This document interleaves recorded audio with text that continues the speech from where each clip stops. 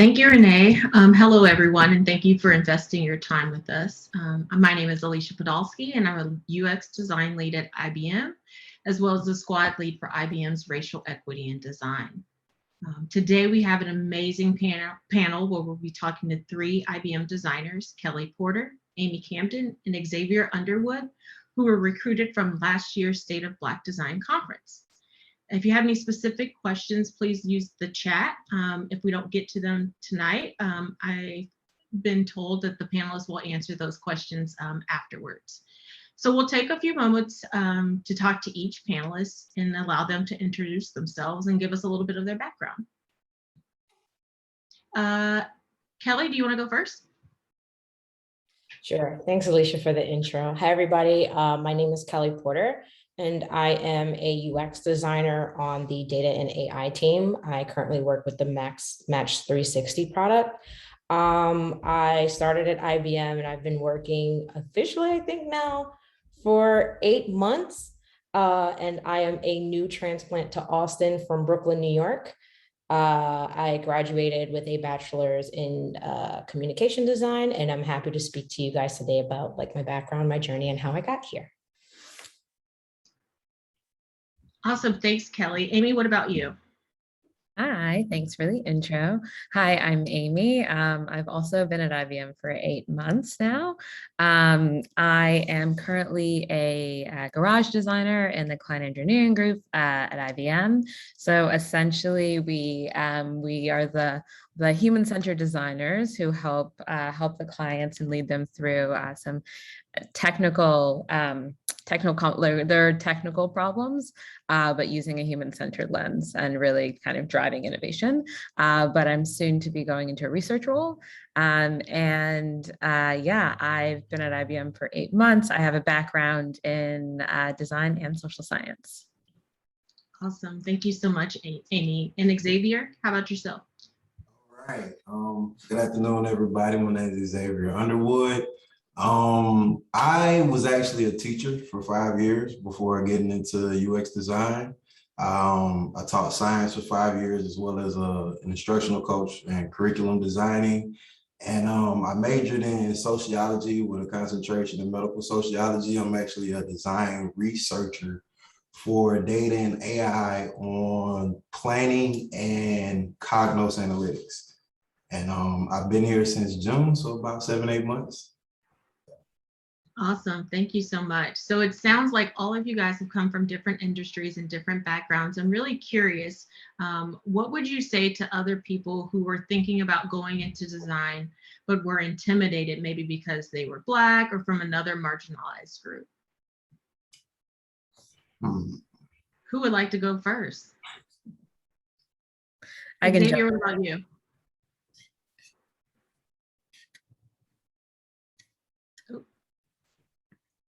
Did someone say they want to go first?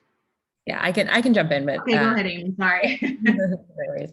I can jump in. So for folks who might feel intimidated about getting into design, so my first design job was actually at Ford in their human-centered design group. And one of the really interesting things in that group was the realization that a lot of people came from a bunch of different backgrounds. The team that I was working on, it was full of social scientists and anthropologists and engineers and just people from a bunch of different backgrounds. And they all had very interesting perspectives, and some were traditionally trained in design, some had come to design in different ways. So I think leaning into the fact that there are different pathways and different ways in which you can get into the design world, and that there isn't like one defined path. Thank you so much, Amy. I totally agree. There's not one defined path. So as a Black designer, are there things that you struggle with, especially as a new designer? You guys have been here for like 8 months, so that's a little scary. So I'm just curious what sort of insight you might have. Kellie, what about you? Yeah, I can speak to that. So definitely for me, it was kind of curating a space where I found more Black designers, which was very important for me. I've been in school and then previously working at places where there were other Black designers, but it was just like me and one other person, or me and somebody else who I didn't really get to interact with on a daily basis. So one thing that's been very important for me as a Black designer is looking for other Black designers. And thankfully, IBM does have a lot of community and activities with Black designers, and just diversity and inclusion as well. And it was very important for me to see how I would interact with a team that was, more diverse than my previous team. So my previous team, there were different backgrounds, but a lot of it tended to be more based in like history and coming from very, publishing based backgrounds. And so that leads to me feeling, out of place, because I'm not only just one of the only Black designers here, I'm actually one of the only ones who majored in design. Whereas now I'm on a team where my teammates not only look like me, but they have the similar background that I do. That's awesome, Kelly. I think one thing that we've always talked about is like finding your people, like finding your community, whether it's within the organization, city, state, town. Xavier, I'm interested to hear, how did you find your network of Black creatives? Okay, so I have some really cool family members. So my cousin, she introduced me to a lot, and also like before I came to IBM, I was freelancing, so I worked with a lot of Black-owned technology companies, and that just kind of allowed me to meet more people. And then coming to IBM, it's probably one of the most diverse teams I've been on, and I used to teach, so I think that's saying a lot. So you just got to put your neck out there. That's really all I can say as far as meeting Black creatives. And Twitter is a gold mine. I've met so many people off of Twitter and gained so much knowledge off of Twitter. So Black Tech Twitter, any Black Twitter, Black Tech hashtags, I promise you those are good people, and they'll probably help you out. That's awesome. I love Twitter. Like, I am a little obsessed with it at this point, especially Black Twitter. Oh my God, I look forward to it like every night. That's before I go to bed. That's what I do. Weird, but that's what I do. So I'm curious, what inspired you guys to pursue a career in design? Kelly, do you want to discuss that? I can jump in first. So I actually went to high school, and I was at a vocational high school, and I started out with majoring in fashion design. And after doing 4 years of fashion design and then putting on 3 fashion shows for my senior year, realized that runway production was not for me. I was not a fan of it. But I still loved to create and to do the illustrations. And so when I went into college, I decided that I was going to go do art. And I got to spend some time in college for, I think, like the 4 or 5 years I was there, going through all of the aspects of doing art. So from studio art, painting, sculpting, illustration, I did screen printing, graphic design, finally to digital design and web design. And I struggled the most with coding, obviously. And I thought that was funny, being that I decided to be a UX designer and a web developer, that I struggled the most with coding.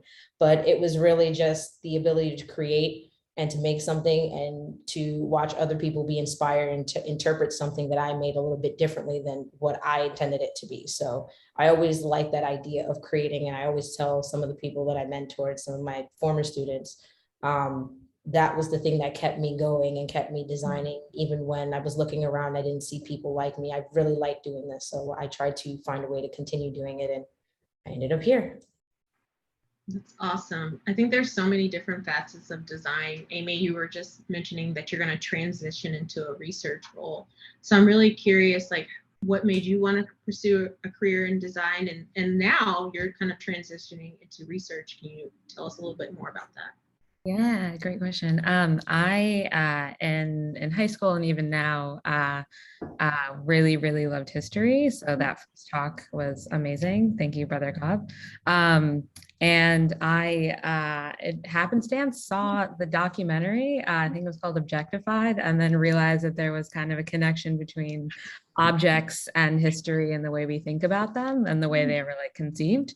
So that's how I was somewhat introduced to the idea of design as a profession. And in school, I kind of dual degreed. So I had the social science portion and the design portion as well.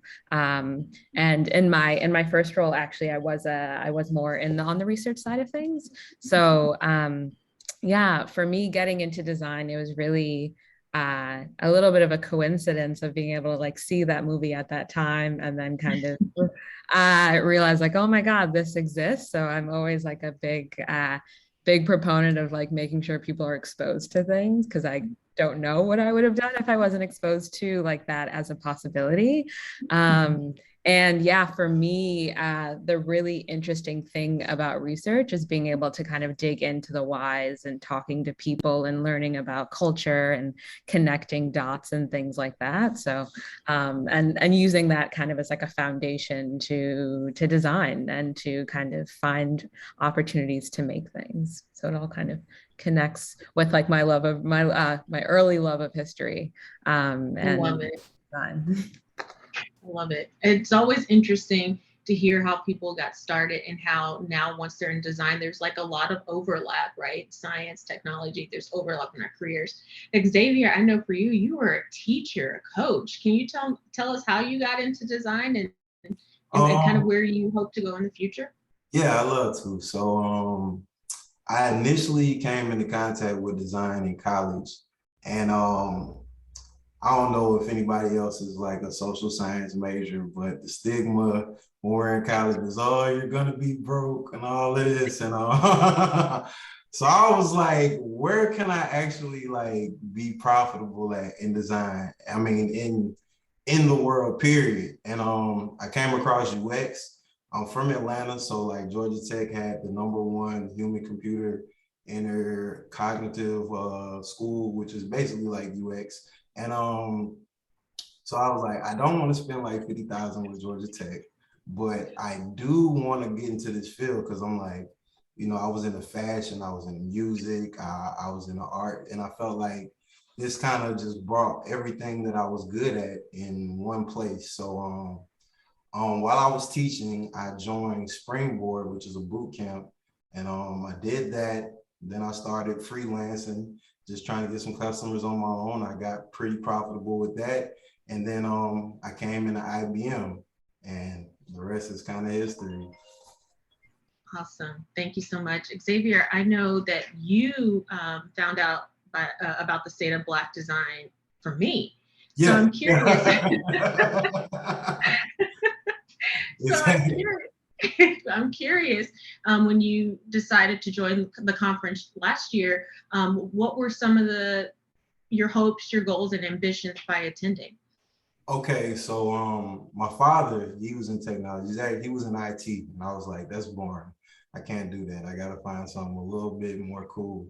And so that was he started off at IBM. So like when I approached him about the conference, he was like, oh, you should definitely do that. That's a good look. So, you know, I did it just off of his words. And when I came into the conference, like you know, I saw a lot of people that I could see myself in, you know, like Fonz from Netflix. That's my guy.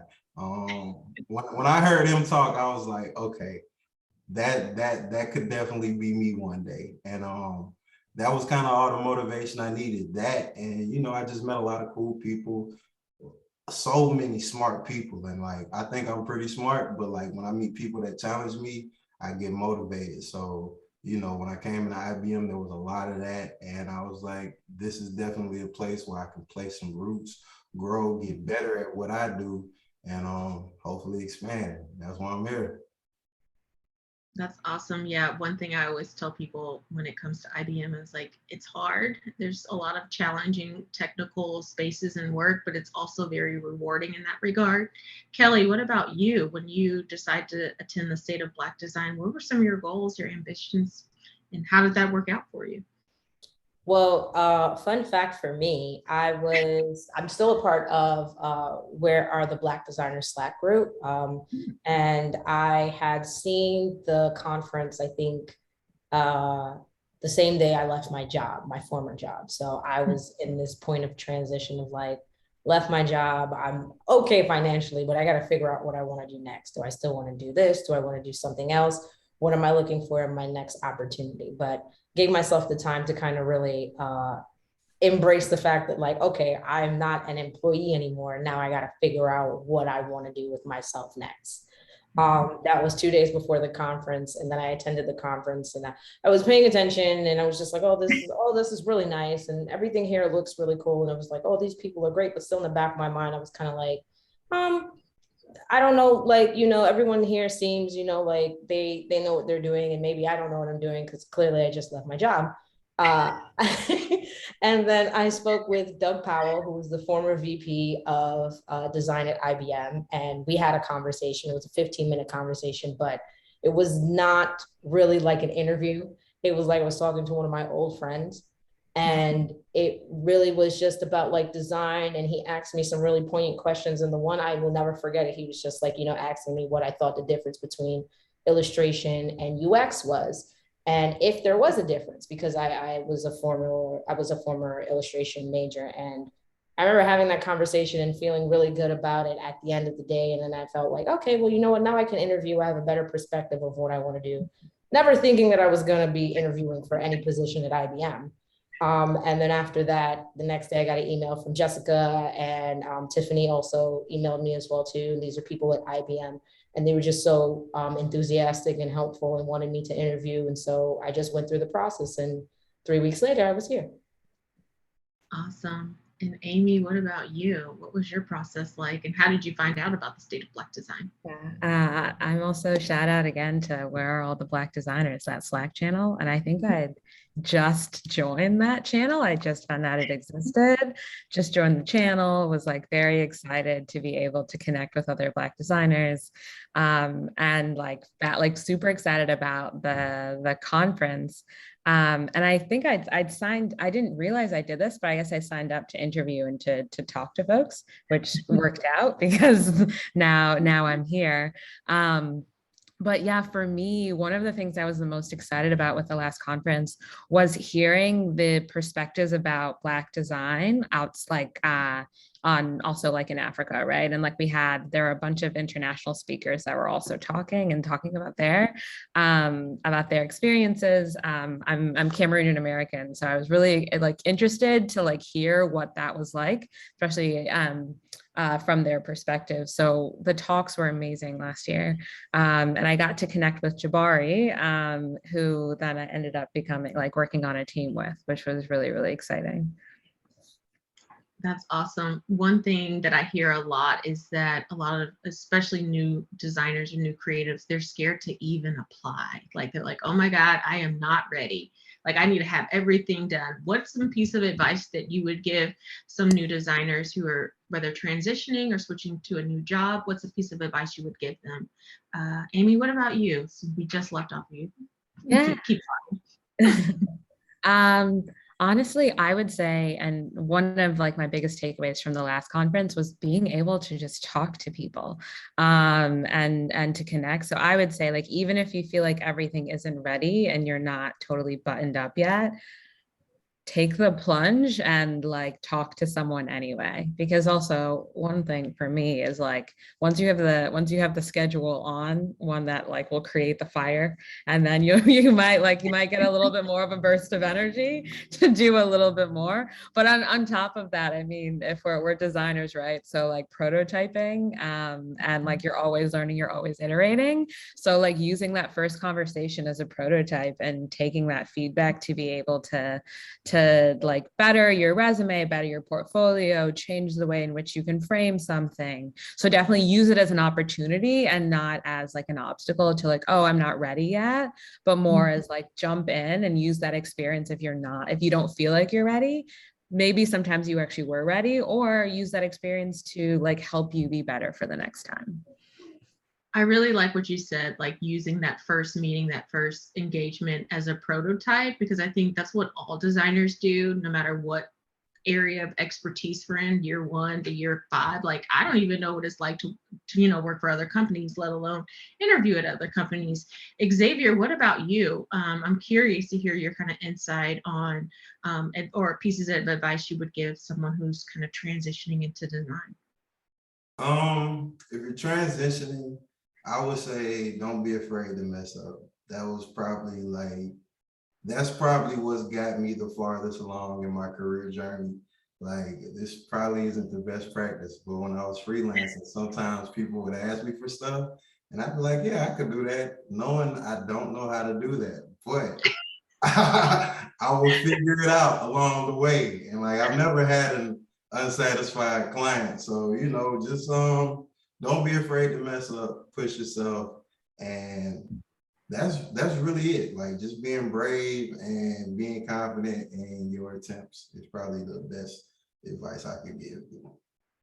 I love that. Making mistakes and really not knowing what you're doing. Imposter syndrome, as they call it, is real. It's not just for early career professionals, it's definitely across the board. And so, like, really leaning into that uncomfortableness is super important and super helpful to moving on to the next step. Kellie, what about you? What piece of advice would you give people who are entering the design industry? I would definitely tell people who are coming into the design industry, especially when it comes to like having design deliverables, applying for a job, and just feeling like they're out of place. Something that I'm familiar with is that you are way more qualified than you think you are. Definitely don't sell yourself short. There have been plenty of times where even in my team today where I'm just like, oh, I'm not going to say something about that because that's probably not the right answer. And I'll get, you know, prompted to ask a question. And then I ask the question and the whole team is like, oh, that's a good question. It's a good thing that you said that because we weren't thinking about that. You know, when it comes to design, and this goes with deliverables and applying for jobs as well too, like your portfolio, your resume is never done. So don't think that it has to be at, or even design work has to be at a point where it's perfect, because if you've been doing this as long as I've been doing this, it'll never be perfect. It'll never be done. It just has to go out and you have to get feedback. Feedback is probably the most important design tool that you will need. Forget all the software, forget all the pens and pencils. You need feedback for your work. And so that's one thing I would tell designers is that you do know what you're doing. Don't doubt yourself and always be encouraged to go out and get that feedback and hear what people are saying. Awesome. I really love that. Getting feedback is so important. It's definitely something that we do on a day-to-day basis. Someone in the chat mentioned fighting analysis paralysis. And I'm curious, like, how, since you guys are so new to IBM and in very technical spaces, how do you fight analysis paralysis? I know asking questions is one of them, but is there anything else that you do to overcome those challenges? Kellie? For me, I read a lot on what my product is about. I do a lot of comparisons between the products, and they call it a catalog. So the catalog that my product is on. And also, if you feel intimidated by, you don't understand the stuff that you're reading and you don't understand like what people are talking about in meetings, especially if you're in like meetings with product managers and dev and everybody, go into the product. You'll get space to go into what you're working with, especially that's what I've done.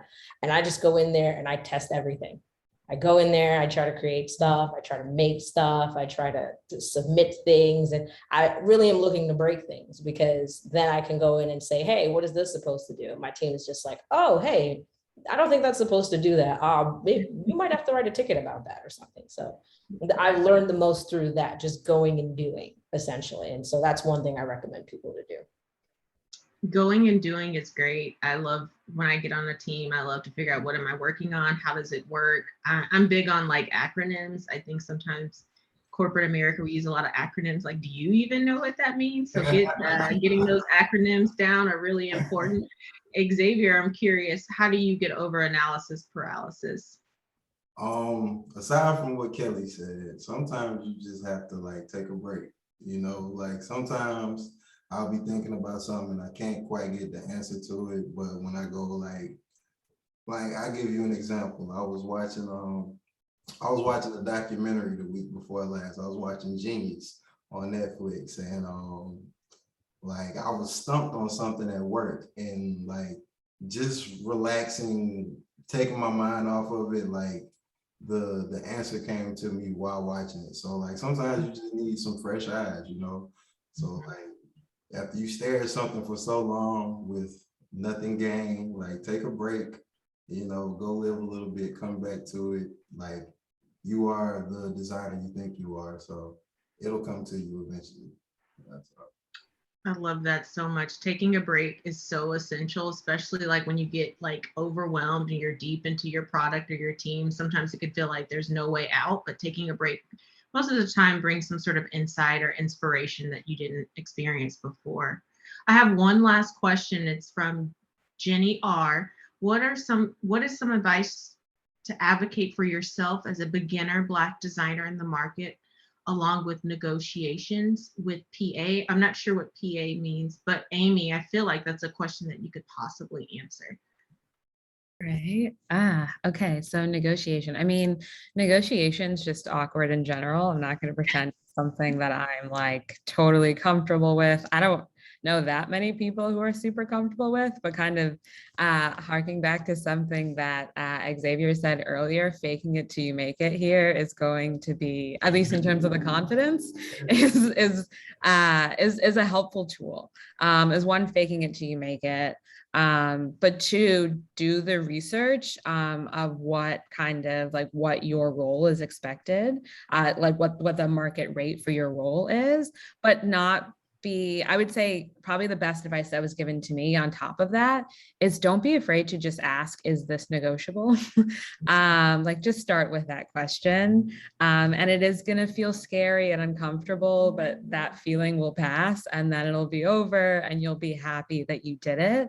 But with the person who told me this also, and they were someone, kind of a mentor to me and who is like director of an HR at a company, also like put it in the lens of your future employer is going to want to know that you fight for things. So see it as like, if they would give you a project later, then they can kind of know that you are thorough and you fight for things, and don't think about it as like you feel like you're trying to take money from them. And also the last thing I'll add to that too is like, we're worth it.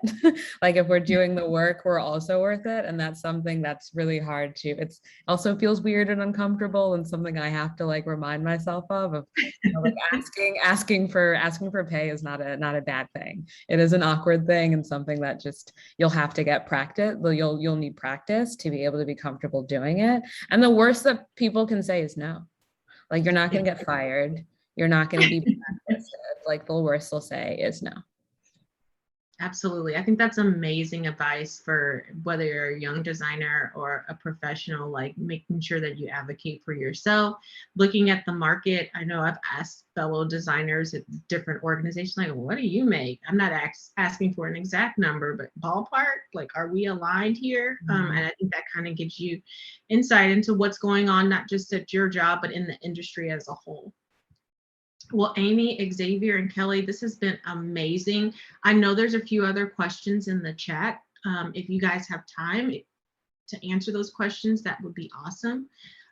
And we really appreciate your insight, your feedback, and sharing your stories. Well, thank y'all for having me. It's been great. Thank you. Thanks for having us. This is amazing. And thanks for being a great moderator on the show. So thank you so much. All right, so we're going to take a 10-minute break here and come back with our next presentation.